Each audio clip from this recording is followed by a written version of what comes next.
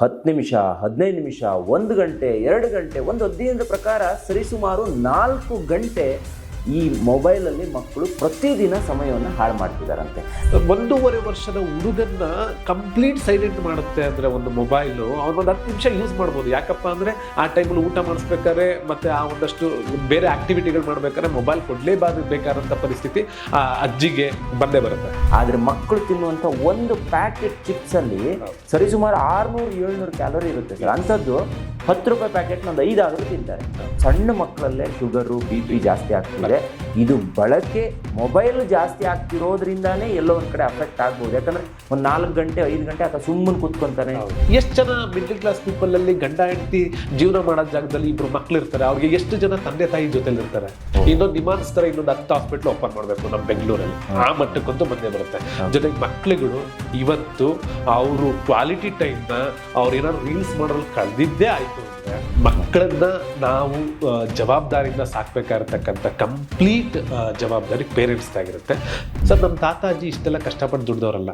ಮಕ್ಕಳು ಏನು ತಿಂತಾರೆ, ಏನು ತಿನ್ನಬೇಕು ಅನ್ನುವಂಥ ನಾಲೆಜ್ ಕೂಡ ಅವ್ರಿಗಿಲ್ಲ ಅನ್ನೋದನ್ನ ಹೇಳಿದ್ವಿ. ಪ್ರಿಯ ವೀಕ್ಷಕರೇ ನಮಸ್ಕಾರ. ಕಾರ್ಯಕ್ರಮವನ್ನು ನೋಡಿ ಸುಮ್ಮನಾಗಬೇಡಿ, ನಮ್ಮ ವಾಹಿನಿಯನ್ನ ಸಬ್ಸ್ಕ್ರೈಬ್ ಮಾಡ್ಕೊಳ್ಳಿ. ಸಬ್ಸ್ಕ್ರೈಬ್ ಮಾಡಿ ಪ್ಲೀಸ್. ಹಾಯ್ ಹಲೋ ನಮಸ್ಕಾರ ವೀಕ್ಷಕರೇ, ನಾನು ಸಂದೀಪ್ ಶೆಟ್ಟಿ, ಹೆಗ್ಗದ್ದೆ. ಇದು ಹೆಗ್ಗದ್ದೆ ಸ್ಟುಡಿಯೋ. ವೀಕ್ಷಕರೇ, ಇವತ್ತಿನ ಕಾರ್ಯಕ್ರಮವನ್ನು ಕಂಪ್ಲೀಟಾಗಿ ನೋಡಿ ಎಲ್ಲ ಪೇರೆಂಟ್ಸ್ಗೂ ಈ ಕಾರ್ಯಕ್ರಮವನ್ನು ಅರ್ಪಿಸೋಕೆ ಇಷ್ಟಪಡ್ತೀನಿ. ಜೊತೆಗೆ ಮಕ್ಕಳು ಈ ಕಾರ್ಯಕ್ರಮ ನೋಡಬೇಕು ಅಂತ ಅಂದ್ಕೊತೀನಿ. ಮಕ್ಕಳು ಸಾಕಷ್ಟು ಜನ ಮೊಬೈಲಲ್ಲಿ ಇತ್ತೀಚೆಗೆ ಸಮಯವನ್ನು ಹಾಳು ಮಾಡ್ತಾ ಇದ್ದಾರೆ. ನಿಮ್ಮೆಲ್ಲರೂ ಕೂಡ ಗೊತ್ತಿರ್ಬೋದು, ಇದು ಸಮಯದ ಹಾಳು ಮಾತ್ರ ಅಲ್ಲ, ಇಡೀ ಆರೋಗ್ಯದ ಹಾಳು ಕೂಡ ಹೌದು. ಅಂದರೆ ಒಂದು ಗೇಮ್ ಆಡೋದಿರ್ಬೋದು, ಅಥವಾ ಒಂದು ರೀಲ್ಸ್ ನೋಡೋದಿರ್ಬೋದು, ಅಥವಾ ಬೇರೆ ಏನೋ ಆ್ಯಕ್ಟಿವಿಟೀಸ್ಗಳನ್ನು ಆತ ಮೊಬೈಲಲ್ಲಿ ಮಾಡ್ತಾ ಇದ್ದಾನೆ ಅಂತ ಹೇಳಿದ್ರೆ ಅದು ಒಂದು 5 ನಿಮಿಷ 10 ನಿಮಿಷಕ್ಕೂ ಸೀಮಿತ ಆಗಿರೋದಿಲ್ಲ. ಅದು 10 ನಿಮಿಷ, 15 ನಿಮಿಷ, 1 ಗಂಟೆ, 2 ಗಂಟೆ, ಒಂದು ಅಧ್ಯಯನದ ಪ್ರಕಾರ ಸರಿಸುಮಾರು 4 ಗಂಟೆ ಈ ಮೊಬೈಲಲ್ಲಿ ಮಕ್ಕಳು ಪ್ರತಿದಿನ ಸಮಯವನ್ನು ಹಾಳು ಮಾಡ್ತಿದ್ದಾರಂತೆ. ನಾವೆಲ್ಲ ಚಿಕ್ಕವರಿರುವಾಗ ಏನು ಮಾಡ್ತಿದ್ವಿ, ನಾವು ಒಂದಿಷ್ಟು ಆ್ಯಕ್ಟಿವಿಟೀಸ್ಗೆ ಗಮನವನ್ನು ಕೊಡ್ತಾ ಇದ್ವಿ. ಫಿಸಿಕಲ್ ಆ್ಯಕ್ಟಿವಿಟೀಸ್ ಇತ್ತು, ಹಾಗಾಗಿ ನಮಗೆ ಅನಾರೋಗ್ಯಗಳು ಕಡಿಮೆ ಇತ್ತು. ಆದರೆ ಇವತ್ತು ನೀವು ಯಾವುದಾದ್ರೂ ಹಾಸ್ಪಿಟಲ್ಗೆ ಹೋಗಿ ಅಲ್ಲಿ ಅನೇಕ ಮಕ್ಕಳೇ ಕಾಯಿಲೆಗೆ ಬಿದ್ದಿರೋದನ್ನು ನೀವು ನೋಡಬಹುದು. ಸೊ ಇದು ಯಾಕೆ ಆಗ್ತಾ ಇದೆ? ಈ ಮೊಬೈಲಿಂದ ಅನುಕೂಲ ಅನಾನುಕೂಲತೆಗಳು ಏನು, ಏನೆಲ್ಲ ಪ್ರಾಬ್ಲಮ್ಗಳಾಗುತ್ತೆ, ಇದರಿಂದ ಹೊರಗೆ ಬರೋದೇನು, ಏನಾದರೂ ಐಡಿಯಾಲಜಿ ಇದೆಯಾ? ಇದ್ರ ಬಗ್ಗೆ ಒಂದು ಸಣ್ಣ ಪಾಡ್ಕಾಸ್ಟನ್ನು ಮಾಡಬೇಕು ಅಂತ ಅನಿಸಿದಾಗ ನನಗೆ ಇದ್ರ ಬಗ್ಗೆ ಸೂಕ್ತವಾಗಿರುವಂಥ ವ್ಯಕ್ತಿ, ಮಾತಾಡೋದಕ್ಕೆ ಸೂಕ್ತವಾಗಿರುವಂಥ ವ್ಯಕ್ತಿ ಅನಿಸಿದ್ದು ನೆಲಮಂಗಲದ ಅಭಿಲಾಷ್ ಅವರು. ಇವತ್ತು ನಮ್ಮ ಹೆಗ್ಗದ್ದೆ ಸ್ಟುಡಿಯೋಗೆ ಅವರು ಬಂದಿದ್ದಾರೆ. ನಿಮಗೆ ಹಿಂದೆ ಒಂದು ಕಾರ್ಯಕ್ರಮವನ್ನು ಪ್ರಸಾರ ಮಾಡಿದೆ, ABDS ಡಿಜಿಟಲ್ ಬುಕ್ಸ್ ಬಗ್ಗೆ. ಅದರ ಸಂಸ್ಥಾಪಕರು ಅಭಿಲಾಷ್ ಅವರು. ಸೊ ಇವತ್ತಿನ ಕಾರ್ಯಕ್ರಮಕ್ಕೆ ನಮಗೆ ಮಾಹಿತಿಯನ್ನು ಕೊಡೋದಕ್ಕೆ ನಮ್ಮ ಜೊತೆ ಜಾಯ್ನ್ ಆಗಿದ್ದಾರೆ. ಬನ್ನಿ, ನಿಮ್ಮೆಲ್ಲರ ಪರವಾಗಿ ಅವರನ್ನ ಇವತ್ತಿನ ಕಾರ್ಯಕ್ರಮಕ್ಕೆ ಆತ್ಮೀಯ ಸ್ವಾಗತವನ್ನು ಕೊಡ್ತೇನೆ ಸರ್. ಕಾರ್ಯಕ್ರಮಕ್ಕೆ ಸರ್, ಮಕ್ಕಳಲ್ಲಿ ಮೊಬೈಲ್ ಬಳಕೆ ತುಂಬಾ ಜಾಸ್ತಿ ಆಗ್ತಾ ಇದೆ. ಇದು ಅನುಕೂಲನೂ ಇದೆ, ಅನಾನುಕೂಲನೂ ಇದೆ.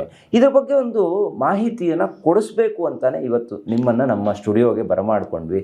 ನೀವು ಗಮನಿಸಿರುವ ಹಾಗೆ ಈ ಮೊಬೈಲ್ ಬಳಕೆ ಮಕ್ಕಳಲ್ಲಿ ಎಷ್ಟು ಜಾಸ್ತಿ ಆಗ್ತಾ ಇದೆ, ಮತ್ತೆ ಇದರ ಅನುಕೂಲತೆ ಮತ್ತೆ ಅನಾನುಕೂಲತೆಗಳು ಏನೇನು ಸರ್?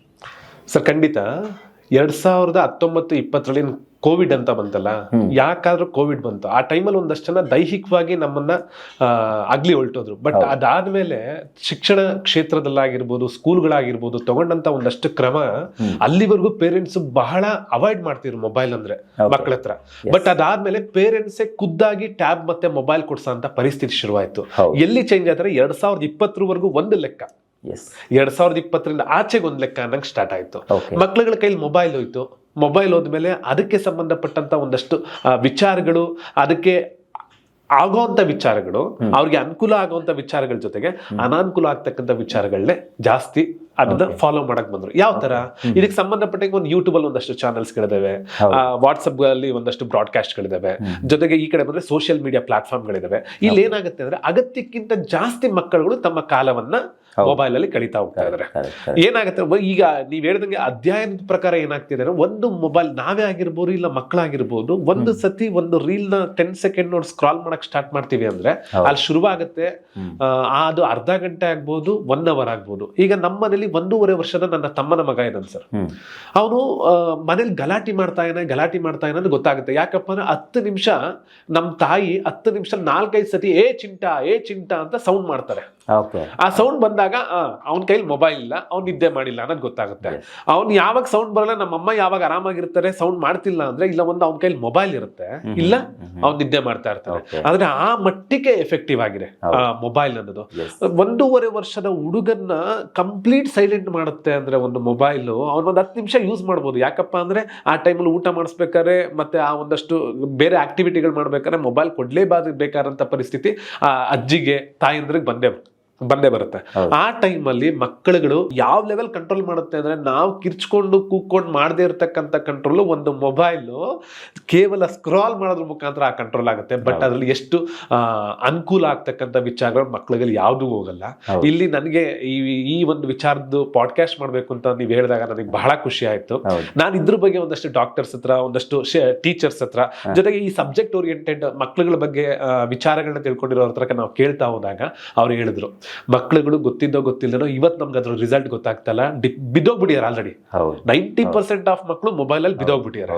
ಬಟ್ ಇದ್ರ ರಿಸಲ್ಟ್ ಇನ್ನೊಂದು 20 ವರ್ಷ ಆದ್ರೆ ಪ್ರಾಮಾಣಿಕವಾಗಿ ಅರ್ಧ ಆ 90% ಅಲ್ಲಿ 45 to 50% ಜನ ಹುಚ್ಚರಾಗ್ಬಿಡ್ತಾರೆ. ಯಾವ ಲೆವೆಲ್ ಹುಚ್ಚರಾಗ್ತಾರೆ ಅಂದ್ರೆ, ಅವ್ರ ಜೀವನದಲ್ಲಿ ಏನ್ ಮಾಡ್ತಾ ಇದೀವಿ, ನಾವ್ ಏನ್ ಡಿಸಿಷನ್ ತಗೋಬೇಕು, ಏನೆಲ್ಲ ಮಾಡ್ಬೇಕು ಅನ್ನೋ ಜ್ಞಾನನೇ ಇಲ್ದಾರ ಮಟ್ಟಕ್ಕೆ ಅವ್ರು ಹೊರಟೋಗ್ತಾರೆ ಅನ್ನೋ ಒಂದು ತುಂಬಾ ಆಘಾತಕಾರಿ ವಿಚಾರನ. ಇದೆಲ್ಲ ಒಳ್ಳೇದಕ್ಕಂತ ಬಳಕೆ ಮಾಡಿದ್ವಿ, ಆದ್ರೆ ಇದು ಎಷ್ಟ್ರ ಮಟ್ಟಿಗೆ ಕೆಟ್ಟದಾಗ್ತಿದೆ ಅನ್ನೋದು ಇವತ್ತು ಗೊತ್ತಾಗ್ತಾ ಇಲ್ಲ ಸರ್. ಈಗ ಆಗ್ತಿರೋದು ಲೈಟ್. ಈಗ ನಾವೇನೋ ಹಾಸ್ಪಿಟಲ್ 4 ಜನ 5 ಜನ ನೋಡ್ತಾ ಇರೋದು, ಮುಂದಿನ ದಿನದಲ್ಲಿ 40, ಮತ್ತು ಮುಂದಿನ ದಿನದಲ್ಲಿ 400, ಮತ್ತು ಮುಂದಿನ ದಿನದಲ್ಲಿ 4000, 4 ಲಕ್ಷ, ಈ ತರ ಕೌಂಟ್ಗಳನ್ನ ನಾವು ನೋಡ್ಬೇಕಾಗುತ್ತೆ.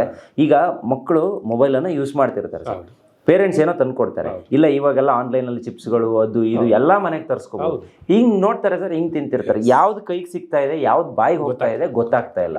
ಅಂದ್ರೆ ಇವತ್ತಿನ ಮಕ್ಕಳು ನೋಡಿ ತೀರಾ ಬೊಜ್ಜು ಬೆಳೆಸ್ಕೊಂಡಿರ್ತಾರೆ, ನಮ್ ತರ ತೆಳ್ಳಗಾಗಿ ಇರೋದೇ ಇಲ್ಲ. ಅವ್ರಿಗೆ ಆಕ್ಟಿವಿಟೀಸ್ಗಳೇ ಇಲ್ಲ. ನಾವು ಒಂದು ಚಹಾ ಕುಡಿದ್ರು ಅದರಲ್ಲಿ 200 ಕ್ಯಾಲೋರೀಸ್ ಇರುತ್ತೆ, ಅದನ್ನ ಬರ್ನ್ ಮಾಡ್ಬೇಕು ಅಂತ ಯೋಚನೆ ಮಾಡ್ತೀವಿ. ಆದ್ರೆ ಮಕ್ಕಳು ತಿನ್ನುವಂತ ಒಂದು ಪ್ಯಾಕೆಟ್ ಚಿಪ್ಸ್ ಅಲ್ಲಿ ಸರಿಸುಮಾರು 600-700 ಕ್ಯಾಲೋರಿ ಇರುತ್ತೆ ಸರ್. ಅಂತದ್ದು 10 ರೂಪಾಯಿ ಪ್ಯಾಕೆಟ್ ಒಂದು 5 ಆದ್ರೂ ತಿಂತಾರೆ. ಮನೆಯವ್ರಿಗೇನು 10 ರೂಪಾಯಿ ಪ್ಯಾಕೆಟು, 50 ರೂಪಾಯಿ ಏನ್ ದೊಡ್ಡ ಮಹಾ ಅನ್ನೋ ತರ ಇರುತ್ತೆ. ಆದ್ರೆ ಆ ಕ್ಯಾಲೋರಿಗಳು ಬರ್ನ್ ಆಗಿಲ್ಲ ಅಂದ್ರೆ ಫ್ಯಾಟ್ ಜಾಸ್ತಿ ಆಗಿ ಆಗಿ ಆಗಿ ಆಗಿ ನನಗೆ ಗೊತ್ತಿರೋಂಗೆ ಇವತ್ತು ಸಣ್ಣ ಮಕ್ಕಳಲ್ಲೇ ಶುಗರು BP ಜಾಸ್ತಿ ಆಗ್ತಿದೆ. ಇದು ಬಳಕೆ ಮೊಬೈಲ್ ಜಾಸ್ತಿ ಆಗ್ತಿರೋದ್ರಿಂದಾನೇ ಎಲ್ಲೋ ಒಂದ್ ಕಡೆ ಅಫೆಕ್ಟ್ ಆಗ್ಬೋದು. ಯಾಕಂದ್ರೆ ಒಂದ್ 4 ಗಂಟೆ 5 ಗಂಟೆ ಅಥವಾ ಸುಮ್ಮನೆ ಕುತ್ಕೊಂತಾನೆ, ಅವನಿಗೆ ಏನೂ ಕೆಲಸ ಇಲ್ಲ, ಆಕ್ಟಿವಿಟೀಸ್ಗಳಿಲ್ಲ, ಖಾಲಿ ಕೈ ಬೆರಳು ತಲೆ, ಎರಡೇ ಆಕ್ಟಿವಿಟೀಸ್ ಇರೋದು. ಸೊ ಈಗ ನಾವೆಲ್ಲ ಅನ್ಕೊಂತಿದ್ವಿ 80 ವರ್ಷ ಬದುಕಬೇಕು, 100 ವರ್ಷ ಬದುಕಬೇಕು, ನಾವು ನೋಡಿದೀವಿ ಕೂಡ ಅಷ್ಟು ಬದುಕಿರೋರು. ಆದ್ರೆ ಇದೇ ತರ ಮುಂದುವರೆದ್ರೆ ಬಹುಶಃ 50-60 ವರ್ಷಕ್ಕೆ ಎಂಡ್ ಆಗ್ಬೋದು, ಇಲ್ಲ 40 ವರ್ಷಕ್ಕೆ ಮಕ್ಕಳ ಜೀವನ ಎಂಡ್ ಆಗ್ಬೋದು. ಎಲ್ಲೋ ಒಂದ್ ಕಡೆ ಜಾಸ್ತಿ ಕಿಲ್ ಮಾಡ್ತಿದೆ ಅಂತ ಅನ್ಸಲ್ವ ಸರ್? ಖಂಡಿತ ಸರ್. ಅಂದ್ರೆ ನಾವು ಈ ಹಿಂದೆ ಸ್ವಲ್ಪ ಹೋಗೋಣ ಸರ್. ನಮ್ ತಾತ ನಿಮ್ ತಾತ ಎಲ್ಲ ನಮ್ಗೆ ಹೇಳೋರು, ಅವರು ಹಬ್ಬ ಅಂದ್ರೆ ಅನ್ನ ತಿನ್ಬೇಕು ಅಂದ್ರೆ ಒಂದ್ ಹಬ್ಬ ಬರ್ಬೇಕಾಯ್ತಂತ. ರೆಗ್ಯುಲರ್ ಆಗಿ ಅವರು ನಮ್ ಕಡೆ ಮುದ್ದೆ ಮತ್ತೆ ಈ ಅವತ್ತಿನ ಸಿರಿಧಾನ್ಯಗಳಲ್ಲಿ ಕಾಲ ಕಳೆದು ಬಿಡ್ತಿದ್ರು. ಅನ್ನ ಅವ್ರ ಮನೇಲಿ ಮಾಡ್ತಿದಾರೆ ಅಂದ್ರೆ, ನಮ್ಮ ಮನೇಲಿ ಈಗ ಹಬ್ಬ ಬಂದ್ರೆ ಒಬ್ಬಟ್ಟು ಮಾಡ್ತಾರಲ್ವಾ, ಆತರ ಅನ್ನ ಮಾಡ್ತಾವ್ರೆ ಅಂದ್ರೆ ಒಂದ್ ಖುಷಿ ಅಂತ ಅವ್ರಿಗೆ. ವರ್ಷಕ್ಕೆ ಯಾವ್ದೋ ಒಂದಿನ ಹಬ್ಬದಲ್ಲಿ ಮಾತ್ರ ಅನ್ನ ಮಾಡ್ತಿರಂತೆ. ಬಟ್ ಇವತ್ತು ನಾವ್ ಅನ್ನನ ರೈಸ್ ನ ಯಾವ ತರ ನಾವು ತಗೋತಾ ಇದೀವಿ, ಜೊತೆಗೆ ಈ ಫುಡ್ ಸಿಸ್ಟಮ್ ಯಾವ ತರ ಇದೆ, ಏನ್ ಆಗ್ತಾ ಇದೆ ಅನ್ನೋದು ನಮ್ಮೆಲ್ಲರಿಗೂ ಗೊತ್ತಾಗ್ತಾರೆ. ಮೇನ್ ಮಕ್ಳಿಗೆ ಆಗ್ತಾ ಇರೋದಪ್ಪ ಅಂದ್ರೆ, ನಾವು ಪೇರೆಂಟ್ಸ್ ಇದ್ರದ್ದು ಎಫೆಕ್ಟ್ ಎಲ್ಲ ಆಗ್ತಿದೆ ಅಂದ್ರೆ, ತುಂಬಾ ಪ್ರೀಮಿಯಂ ಲೆವೆಲ್ ಆಫ್ ಜೀವನ ಮಾಡ್ತಿರ್ತಕ್ಕಂಥ ವ್ಯಕ್ತಿಗಳಿಗೆ ಇದ್ರ ಎಫೆಕ್ಟ್ ಆಗ್ತಾ ಇಲ್ಲ ಸರ್. ಮೊದಲನೇ ಪ್ರೀಮಿಯಂ ಲೆವೆಲ್ ಅಲ್ಲಿ ಜೀವನ ಮಾಡ್ತಿರ್ತಕ್ಕಂಥ ವ್ಯಕ್ತಿಗಳು ಅವ್ರ ಜೀವನಕ್ಕೆ ಏನ್ ಬೇಕೋ ಡಯಟಿಷಿಯನ್ ತಗೊಂಡು ಒಂದಷ್ಟು ಅದಕ್ಕೆ ಅಂತಾನೆ ಸಬ್ಜೆಕ್ಟ್ ಓರಿಯೆಂಟೆಡ್ ಆಗಿರ್ತಕ್ಕಂಥ ಒಂದಷ್ಟು ವಿಚಾರಗಳನ್ನ ತಿಳಿಸೋಂಥ ವ್ಯಕ್ತಿಗಳ ಕಡೆಯಿಂದ ತಿಳ್ಕೊಂಡು ಅವ್ರು ತಿನ್ನೋದ್ರಲ್ಲೂ ಕಂಟ್ರೋಲ್ ಇರ್ತಾರೆ. ವಿಚಾರ ಎಲ್ಲಿ ಏನ್ ಮಾಡ್ಬೇಕು ಏನ್ ಬಿಡ್ಬೇಕು ಅನ್ನೋ ವಿಚಾರಗಳಲ್ಲೂ ಕಂಟ್ರೋಲ್ ಇರ್ತಾರೆ. ಈ ಕಡೆ ತುಂಬಾ ಕೆಳವರ್ಗದಲ್ಲಿ ತುಂಬಾ ಸಿಂಪಲ್ ಜೀವನ ಮಾಡ್ತಿರ್ತಕ್ಕಂಥ ವ್ಯಕ್ತಿಗಳಿಗೂ ಎಫೆಕ್ಟ್ ಆಗ್ತಲ್ಲ. ಅವ್ರಿಗೆ ಮೊಬೈಲ್ ತಗೊಳ್ಳೋ ಅಂತ ಶಕ್ತಿನೇ ಇರಲ್ಲ. ಯಾರೋ ಇನ್ನ ಅವ್ರ ತಂದೆ ಎಕ್ಸಾಂಪಲ್ ನಾನು ಹೇಳೋದು ಅಂದ್ರೆ, ಈ ಗಾರೆ ಕೆಲಸ ಮಾಡೋರಾಗಿರ್ಬೋದು, ಈ ತರ ಒಂದು ಕೆಲಸಗಳಲ್ಲಿ ನಡೀತಾ ಇರ್ತಕ್ಕಂಥವ್ರು, ದಿನಗೂಲಿ ಮಾಡ್ತಕ್ಕಂಥವ್ರಾಗಿರ್ಬೋದು, ದಿನ ಕೆಲಸ ಮಾಡ್ತಕ್ಕಂಥವ್ರು, ಅವ್ರ ಲೈಫ್ ಅಲ್ಲಿ ಮೊಬೈಲ್ ತಗೊಳತ್ತೆ. ಅವರೇ ಒಂದು ದೊಡ್ಡ ಆಂಡ್ರಾಯ್ಡ್ ಮೊಬೈಲ್ ಇಡಕ್ ಹೇಳಕ್ಕಾಗಲ್ಲ. ಅಂತರಲ್ಲಿ ಅವ್ರ ಮಕ್ಳುಗಳ ಮೊಬೈಲ್ ಸಿಗೋದು ಡೌಟ್ ಸರ್, ಸಿಗೋದೇ ಇಲ್ಲ. ಅವ್ರು ಆರಾಮಾಗಿರ್ತಾರೆ. ಇನ್ನು ಪ್ರೀಮಿಯಂ ತುಂಬಾ ಐಷಾರಾಮಿ ಜೀವನ ಮಾಡೋರು ಅವ್ರು ಆರಾಮಾಗಿರ್ತಾರೆ. ಬಟ್ ಎಫೆಕ್ಟ್ ಆಗ್ತಾ ಇರೋದು middle class people. Middle class people ಏನಾಗ್ತಾ ಇದೆಯಪ್ಪ ಅಂದ್ರೆ ಅಲ್ಲಿ ಅವರು ಕೆಲ್ಸಕ್ಕೆ ಹೋಗ್ತಾರೆ, ಇಬ್ರು ದುಡಿಲೇಬೇಕು. ಬೆಂಗಳೂರು ಅಂತ ಜೀವನ ಮತ್ತೆ ಸ್ಮಾರ್ಟ್ ಸಿಟೀಸ್ ಅಂತ ಜೀವನದಲ್ಲಿ ಇಬ್ರು ದುಡಿಬೇಕು ಅಂದ್ರೆ ಕೆಲ್ಸಕ್ಕೆ ಹೋಗ್ಲೇಬೇಕು. ಕೆಲ್ಸಕ್ಕೆ ಹೋಗಿ ಬರ್ತಾರೆ, ಬಂದಾದ್ಮೇಲೆ ಒಂದಷ್ಟು ಕೆಲಸಗಳು ಮನೆದಿರುತ್ತೆ, ಅಡಿಗೆ ಮಾಡ್ಬೇಕು, ಇನ್ನೊಂದು ಮಾಡ್ಬೇಕು. ಆ ಟೈಮಲ್ಲಿ ಮಕ್ಳುಗಳು ಹಠ ಮಾಡೋದು ಜಾಸ್ತಿ. ಇವತ್ತು ಎಷ್ಟೋ ಕಡೆ ಟ್ಯೂಷನ್ ಸೆಂಟರ್ ಏನಕ್ಕಾಗಿದೆಯಪ್ಪ ಅಂದ್ರೆ ಒಂದು 2 ಅವರ್ ಮನೇಲಿ ಈ ಟಾರ್ಚರ್ ಕಮ್ಮಿ ಆಗ್ಬಿಟ್ರೆ ಸಾಕು, ಅವ್ರ ಟಾರ್ಚರ್ ನಾವು ತಡ್ಕೊಳಕ್ಕಾಗಲ್ಲ ಅಂತ. ನಮ್ಮ ಮನೇಲಿ ನನ್ನ ಮಿಸ್ಸಸ್ ಸತತ 8 ವರ್ಷದಿಂದ ಟ್ಯೂಷನ್ ಮಾಡ್ತಾ ಇದ್ರು. 30 ಜನ ಮಕ್ಕಳು ಬರ್ತಿದ್ರು ಸರ್, 30 ಜನ ಮಕ್ಕಳು. ಅಲ್ಲಿ ಎಷ್ಟೋ ಜನ ಪೇರೆಂಟ್ಸ್ ಹೇಳಿ ಒಂದು 2 ಅವರ್ ಇದಾಗೋಯ್ತು ಅಂದ್ರೆ ಬಚಾವಾದ್ರೆ ಸಾಕು ಅನ್ನೋ ಹಂತದಲ್ಲಿ ಅವ್ರನ್ನ ಕಳಿಸ್ತಾರೆ. ಈ ತರ ಸಿಚುಯೇಷನ್ ಇದ್ದಾಗ ಮಕ್ಕಳುಗಳ ಹಠ ಇದೆಯಲ್ಲ ಸರ್, ನಾವೊಂದು ಅರ್ಥ ಮಾಡ್ಕೋಬೇಕು ಸರ್. ಆಂಜನೇಯ ಎಷ್ಟು ಗಲಾಟೆ ಮಾಡಿದ್ರು ಸರ್ ಹುಟ್ಟಾಗ, ಮಗು ಇದ್ದಾಗ. ಅವ್ರಿಗಿಂತ ಗಲಾಟೆ ಮಾಡಂತ ಇನ್ನೊಬ್ಬ ವ್ಯಕ್ತಿ ಇಲ್ಲ ಬಿಡಿ, ಆ ತರ ಮಕ್ಕಳುಗಳು ನಾವು ನೋಡಕ್ ಸಾಧ್ಯ ಇಲ್ಲ. ಕೃಷ್ಣ ಹುಟ್ಟಾಗ ಎಷ್ಟು ಗಲಾಟೆ ಆಗಿದ್ದ, ಎಷ್ಟು ತುಂಟರಾಗಿದ್ರು. ಅಂದ್ರೆ ಮಕ್ಕಳಂದ್ರೆ ಆ ಮುಗ್ಧತೆ ಇರುತ್ತೆ, ಆ ತುಂಟತನ ಇದ್ದೇ ಇರುತ್ತೆ. ಅದನ್ನ ಒಂದ್ ಕಾಲದಲ್ಲಿ ನಮ್ಮ ಅಜ್ಜಿ ನಮ್ಮ ತಾತ ಸಹಿಸ್ಕೊಂಡು ನಮ್ಗೆ ಒಂದ್ ಒಳ್ಳೆ ಜೀವನ ಕೊಟ್ಕೊಂಡ್ ಬಂದ್ರು. ಫಿಸಿಕಲ್ ಆಕ್ಟಿವಿಟೀಸ್ ಜಾಸ್ತಿ ಮಾಡಿಸ್ತಾ ಇದ್ರು, ಜೊತೆಗೆ ಕಥೆಗಳು ಹೇಳೋರು, ಅದ್ಭುತವಾದ ಕಥೆಗಳು ಹೇಳ್ತಿದ್ರು. ವೈಚಾರಿಕವಾಗಿ ನಾವು ಬಹಳಷ್ಟು ಸಂಸ್ಕಾರ ಮತ್ತೆ ಸಂಸ್ಕೃತಿನ ಕಲ್ತ್ಕೊಂಡ್ ಬರಕ್ ಕಾರಣ ನಮ್ಮ ಪೂರ್ವಿಕರು. ಬಟ್ ಇವತ್ತೇನಾಗ್ತಾ ಇದೆ, ಎಷ್ಟು ಜನ ಮಿಡ್ಲ್ ಕ್ಲಾಸ್ ಪೀಪಲ್ ಅಲ್ಲಿ ಗಂಡ ಹೆಂಡತಿ ಜೀವನ ಮಾಡೋ ಜಾಗದಲ್ಲಿ ಇಬ್ರು ಮಕ್ಳು ಇರ್ತಾರೆ, ಅವ್ರಿಗೆ ಎಷ್ಟು ಜನ ತಂದೆ ತಾಯಿ ಜೊತೆಲಿ ಇರ್ತಾರೆ? ನಮ್ಮ ಸಿಟಿಗಳಲ್ಲಿ ತಂದೆ ತಾಯಿಯ ಜೊತೆಲಿರಲ್ಲ, ಎಲ್ಲ ಡಿವಿಡೆಂಟ್ ಫ್ಯಾಮಿಲಿಗಳ ಮನೇಲಿ ಇದ್ರು ಕೂಡ ಮಕ್ಕಳಿಗೂ ಕೂಡ ಕೆಲವೊಬ್ರು ಟೈಮ್ ಕೊಡ್ತಾ ಇಲ್ಲ, ಅವರು ಕೂಡ ಮೊಬೈಲ್ ಅಲ್ಲಿ ಬಿಸಿ ಆಗಿದ್ದಾರೆ. ಇದು ನಿಜ. ಆದ್ರೆ ಮೊಬೈಲ್ ಅನ್ನೋದು ನಾಟ್ ಓನ್ಲಿ ಬರೀ 1 ವರ್ಷ 2 ವರ್ಷ ಮಕ್ಳುಗಳಿಗಲ್ದೆ 80 ವರ್ಷ ಮಕ್ಳುಗಳು, 80 ವರ್ಷದಲ್ಲಿ ಇರ್ತಕ್ಕಂಥ ವೃದ್ಧರು ಕೂಡ ಅದೊಂಥರ ಫ್ರೆಂಡ್ ಆಗ್ಬಿಟ್ಟಿದೆ. ಗೊತ್ತಾಗ್ತಾ ಇಲ್ಲ ಆ ಫ್ರೆಂಡ್ ಯಾವ ತರ ನಮ್ಮನ್ನು ಡ್ಯಾಮೇಜ್ ಮಾಡ್ತಾ ಇದಾರೆ ಅಂತ. ಇನ್ನೊಂದು 20 ನಾನು ಹೇಳಿದಲ್ಲ ಸರ್, ಇವತ್ತು ಕಾಯಿಲೆ ಅಂತ ಒಂದು 50 ವರ್ಷದಿಂದ ಯಾರಿಗೂ ಗೊತ್ತಿರಲಿಲ್ಲ BP ಅಂದ್ರೇನು, ಶುಗರ್ ಅಂದ್ರೇನು, ಈ ತರದೊಂದು ಕಾಯಿಲೆ ಬರುತ್ತಾ ಅಂತ. ಇವತ್ತು ಕಾಯಿಲೆಗಳು ನಾವು ಒಂದು ಟಾಪ್ 20 ಕಾಯಿಲೆಗಳ ಹೆಸರು ಹೇಳಿದ್ರೆ ಏನೇನು ಡಿಸೀಸ್ ಇದೆ ಅಂತ, ಅದು 20 ವರ್ಷ ಅಲ್ಲ, ಅದೇ 50 ವರ್ಷದಿಂದ ಇರ್ಲೇ ಇರಲಿಲ್ಲ. ಬಟ್ ಇವತ್ತು ಏನಾಗ್ತಾ ಇದೆಯಪ್ಪ ಅಂದ್ರೆ ಎಲ್ಲಾರ ಮನೆಯಲ್ಲೂ ಆ ತರದ್ದು ಒಂದಷ್ಟು ಸಫರ್ ಇರತಕ್ಕಂತ ವ್ಯಕ್ತಿಗಳು ಇದ್ದೇ ಇದ್ದಾರೆ. ಇನ್ನೊಂದು 20 ವರ್ಷ ಆಯ್ತು ಅಂದ್ರೆ ಸರ್, ನಮ್ಗೆ ಫಿಸಿಕಲ್ ಆಗಿ ಏನೇನ್ ಕಾಯಿಲೆಗಳು ಬರ್ತಾರೆ ಅದಕ್ಕಿಂತ ಜಾಸ್ತಿ ಮೆಂಟಲಿ ಕಾಯಿಲೆಗಳು ಬರ್ತವೆ. ಇನ್ನೊಂದು ನಿಮಾನ್ಸ್ ತರ ಇನ್ನೊಂದು 10 ಹಾಸ್ಪಿಟಲ್ ಓಪನ್ ಮಾಡ್ಬೇಕು ನಮ್ಮ ಬೆಂಗಳೂರಲ್ಲಿ, ಆ ಮಟ್ಟಕ್ಕಂತೂ ಬಂದೇ ಬರುತ್ತೆ. ಜೊತೆಗೆ ಮಕ್ಳುಗಳು ಇವತ್ತು ಅವರು ಕ್ವಾಲಿಟಿ ಟೈಮ್ನ ಅವ್ರು ಏನಾದ್ರು ರೀಲ್ಸ್ ಮಾಡೋದ್ರಲ್ಲಿ ಕಳೆದಿದ್ದೇ ಆಯ್ತು ಅಂದ್ರೆ, ನಾವ್ ಹೇಳ್ತೀವಿ ಇವತ್ತು ಭಾರತ ಅನ್ನೋದು ಯೂತ್ ಅಂದ್ರೆ ಯುವಕರ ಒಂದು ದೇಶ. ಭಾರತ ದೇಶಕ್ಕೆ ಈಗ ಯುವಕರ ದೇಶ ಆಗಿದೆ ಅಂತ. ಬಟ್ ಇನ್ ಮುಂದೆ ನಮ್ಮ ಇಂಡಿಯಾದಲ್ಲಿ ಬಹಳಷ್ಟು ಡ್ಯಾಮೇಜ್ ಆಗುತ್ತೆ ಸರ್ ಯೂತ್ಸ್. ಅಂದ್ರೆ ಎಸ್ಪೆಷಲಿ ಮಕ್ಕಳುಗಳ ಕೈಲಿ ಮೊಬೈಲ್ ಹೋಯ್ತು ಅಂದ್ರೆ ಏನಪ್ಪಾ ಅಂದ್ರೆ, ಈ ನಮ್ಮಲ್ಲಿ ಡೋಪಮಿನ್ ಅಂತ ಇರುತ್ತೆ ಸರ್. ಈ ಡೋಪಮಿನ್ ಅನ್ನೋದು ನಾವು ಯಾವಾಗ ರಿಲೀಸ್ ಆಗುತ್ತಪ್ಪ ಅಂದ್ರೆ ಆ ಎಕ್ಸೈಟ್ಮೆಂಟ್. ನಾವು ಯಾವುದೇ ಒಂದು ಕೆಲಸನ ಎಕ್ಸೈಟ್ ಆಗುತ್ತೆ. ಈಗ ನೀವು ಗಾಡಿ ಓಡಿಸ್ತಿರ್ತೀರಿ, ಏನೋ ಒಂದು ಕೆಲಸ ಸಿಕ್ಕಿರುತ್ತೆ, ನನ್ಗೇನೋ ಒಂದು ಕೆಲಸ ಸಿಕ್ಕಿರುತ್ತೆ, ನಾವು ಅಲ್ಲಿ ಹೋದ್ರೆ ಏನೋ ಒಂದು ಖುಷಿ ಆಗುತ್ತೆ. ಇಲ್ಲ ಯಾರೋ ತುಂಬಾ ಬೇಕಾಗಿರ್ತಕ್ಕಂಥ ವ್ಯಕ್ತಿ, ತುಂಬಾ ಇಷ್ಟಪಡ್ತಕ್ಕಂಥ ವ್ಯಕ್ತಿನ ಭೇಟಿ ಮಾಡಕ್ ಹೋಗ್ತಾ ಇದೀವಿ ಅಂದಾಗ ನಾವು ಡೈಲಿ 100 ಕಿಲೋಮೀಟರ್ ಓಡಿದ್ರೆ ಬೇಜಾರಾಗುತ್ತೆ, ಒಂಥರ ಸುಸ್ತಾರಾಗುತ್ತೆ. ಅವತ್ತು 500 ಕಿಲೋಮೀಟರ್ ನಾವು ಓಡಾಡಿರ್ಲಿ, ನಮಗೆ ಆ ಸುಸ್ತು ಗೊತ್ತಾಗಲ್ಲ. ಆ ಡೋಪಮಿನ್ ರಿಲೀಸ್ ಆಗ್ಲಿಕ್ಕೆ ಅದು ಕೆಮಿಕಲ್ ಆಕ್ಷನ್ ನಮ್ಮ ಬಾಡಿಲಿ ನಡೀತಾ ಇರುತ್ತೆ. ಬಟ್ ಈ ಮೊಬೈಲ್ ಅನ್ನೋದು ಆ ತರ ಡೋಪಮಿನ್ಗಳನ್ನ ರಿಲೀಸ್ ಮಾಡಕ್ ಬಿಡಲ್ಲ ಟೋಟಲ್ ಆಗಿ. ನಾನು ಅಷ್ಟೇ ಸರ್, ನಾನು ಇದರಿಂದ ಒಳಗಾಗಿರೋನೆ. ನಾನು ಬೇಜಾರಾದಾಗ 1 ನಿಮಿಷ ನೋಡ್ಬಿಡೋಣ ಅಂತ ಹೇಳಿ 3 ಅವರ್ ಮೊಬೈಲ್ ನೋಡಿ ತಲೆನೋವು ಅಂತ ಹೇಳ್ಬಿಟ್ಟು ಮಾತ್ರೆ ತಗೊಂಡ್ ಮಲ್ಕೊಂಡಿದ್ದೀನಿ ನಾನು. ಸೀರಿಯಸ್ಲಿ, ನಾಟ್ ಓನ್ಲಿ ನಾನು ಅಂತಲ್ಲ, ಇವತ್ತು 10 ಜನ ಸಿಗ್ತಾರೆ ಅಂದ್ರೆ 9 ಜನ ಈ ತರದೊಂದಷ್ಟು ನೋವುಗಳನ್ನ ತಿಂದಿರ್ತಾರೆ. ಆ ತರದೊಂದಷ್ಟು ಫೀಲ್ ಆಗ್ತಾ ಇರುತ್ತೆ.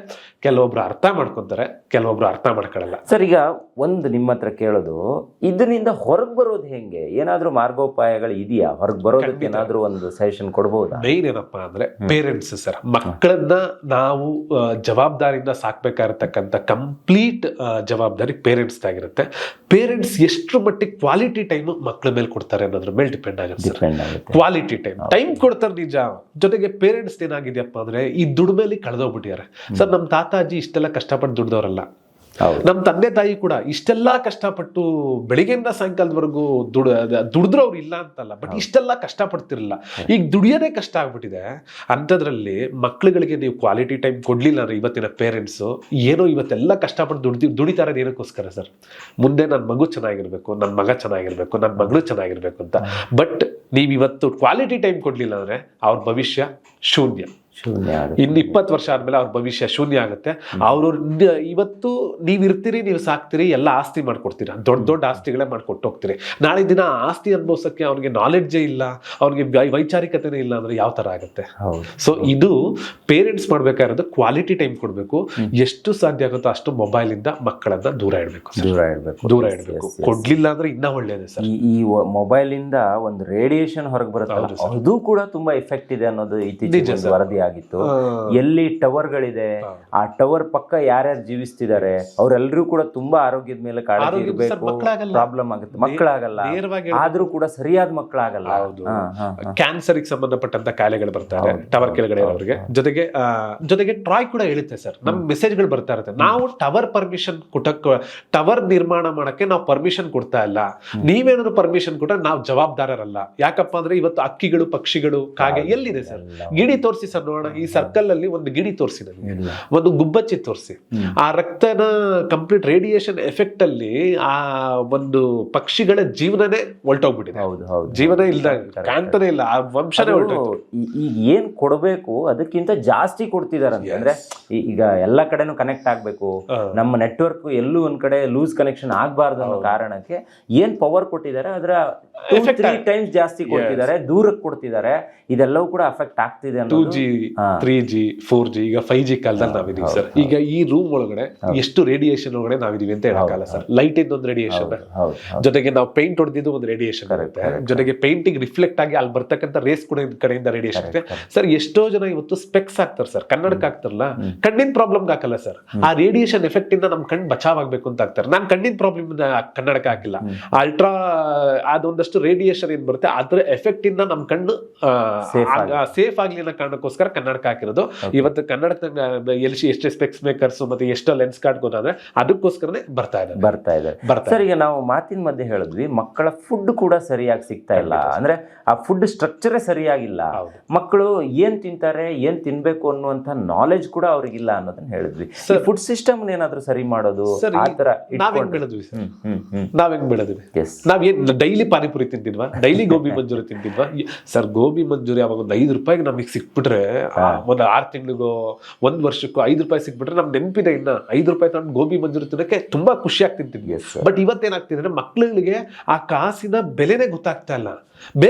ಬೇಕಷ್ಟೇ. ನನ್ನ ಮಗಳ ಹಂಗೆ ಕೇಳ್ತಾರೆ, ನನಗೆ ಬಂಗಾರಪೇಟೆಯಲ್ಲಿ ಚಾಟ್ಸ್ ಬೇಕಪ್ಪ, ಬೇಕಷ್ಟೇ. ನಾನೇನಾದ್ರು ನನ್ನ ತಾಯಿನ ಒಂದು ಗೋಬಿ ಮಂಚೂರಿ ಇಲ್ಲ ಪಾನಿಪುರಿ ತಿನ್ನಕ್ಕೆ ಕೇಳ್ದಮ್ಮ, ನೀನ್ ಹೇಳಿದೆಲ್ಲಾ ಕೆಲಸ ಮಾಡಿನಮ್ಮ, ದಯವಿಟ್ಟು 5 ರೂಪೀಸ್ ಕೊಡಮ್ಮ. ಆ ರಿಕ್ವೆಸ್ಟ್ ಇತ್ತು. ಮಕ್ಳುಗಳಿಗೆ ಹಂಗಲ್ಲ ಸರ್, ಬೇಕಂದ್ರೆ ಬೇಕು. ಯಾವತ್ತು ನಾವೇನಿಲ್ಲ ಸರ್, ನಾವ್ ಹೆಂಗ್ ಬೆಳೆದ್ವಿ ನಮ್ಮ ಮಕ್ಳು ನಂಗೆ ಬೆಳೆಸ್ಬೇಕಷ್ಟೇ. ಫಿಸಿಕಲ್ ಆಕ್ಟಿವಿಟಿ ಸ್ವಲ್ಪ ಜಾಸ್ತಿ ಮಾಡಿಸ್ಬೇಕು. ನನ್ನ ಮಗ ಹೊರಗಡೆ ಹೋದ್ರೆ ಬರಿಕಾಲಲ್ಲಿ ಹೋದ್ರೆ ಮಳೆ ಚುಚ್ಚುತ್ತೆ, ಬರಿಕಾಲಲ್ಲಿ ಹೋದ್ರೆ ಕಲ್ಲು ಚುಚ್ಚುತ್ತೆ, ಹೋಗೋಂಗೆ ಇಲ್ಲ, ಹೋಗ್ಬೇಡ ಅಂತ ಹೇಳ್ಬಿಟ್ಟು ಗೇಟ್ ಲಾಕ್ ಮಾಡೋರು ನಾನು ನೋಡಿದೀನಿ. ಆಮೇಲೆ ನಮ್ಗೆ ಅರ್ಥಿಂಗ್ ಬೇಕು ಸರ್, ನಮ್ಮ ಬಾಡಿಗೆ ಅರ್ಥಿಂಗ್ ಬೇಕು, ಬರಿಕಾಲಲ್ಲಿ ನಡಿಬೇಕು. ಎಲ್ಲೂ ಕೂಡ ಮಕ್ಕಳು ಆಕ್ಟಿವಿಟೀಸ್ ಗಳನ್ನ ನಾನು ಹೇಳೋದು, ತುಂಬಾ ಮಕ್ಕಳು ನಿಮ್ ಮಗುವಿಗೆ ಯಾವ್ದಾದ್ರು ಒಂದು ಸ್ಪೋರ್ಟ್ಸ್ ಸೇರಿಸಿ, ಒಂದು ಆಟಕ್ಕೆ ಸೇರಿಸಿ. ಅವನ್ಗೆ ಈಗ ಎಲ್ಲೋ ಒಂದ್ ಕಡೆ ಅವನ ಓದುನೇ ಹಂಗಾಗ್ಬಿಟ್ಟಿದೆ. ಒಳಗೆ ಹೋದ್ರೆ ಹೊರಗಡೆ ಬರದೇ ಇರೋ ಲೆವೆಲ್ಗೆ ಇವತ್ತು ಎಜುಕೇಶನ್ ಅನ್ನ ನಾವು ತುಂಬ್ತಾ ಇದೀವಿ. ಅವನಿಗೆ ಅಷ್ಟು ಸ್ಟ್ರೆಸ್ ಅನ್ನ ಕೊಡ್ತಿದ್ವಿ. ಅದ್ರ ಮಧ್ಯೆ 1 ಗಂಟೆ ಆದ್ರೂ ಫಿಸಿಕಲ್ ಆಕ್ಟಿವಿಟೀಸ್ ಅವ್ನು ಮಾಡ್ಬೇಕು. ಸಿಟಿಲಿರೋ ಮಂದಿಗೆ ನಾವು ಹೇಳ್ತಿರೋದು, ಹಳ್ಳಿಲಿರೋ ಮಕ್ಕಳು ಶಾಲೆಗೆ ಹೋಗುವಾಗ್ಲೇ ನಡ್ಕೊಂಡು ಹೋಗ್ತಾರೆ, ಅವ್ರಿಗೊಂದು ವ್ಯಾಯಾಮ ಆಗೇ ಆಗುತ್ತೆ. ಸೊ ಇದ್ರ ಜೊತೆಗೆ ಫುಡ್ ಸ್ಟ್ರಕ್ಚರ್ ಅನ್ನ ದಯವಿಟ್ಟು ಸರಿ ಮಾಡ್ಕೋಬೇಕು. ಹಂಗಂತ ನಾವು ತಿನ್ಲೇಬೇಡಿ ಅಂತಾನು ಯಾರಿಗೂ ಹೇಳ್ತಾ ಇಲ್ಲ, ತಿನ್ನಿ, ಆದ್ರೆ ಅದೊಂದು ಹತೋಟಿಲಿರ್ಬೇಕು.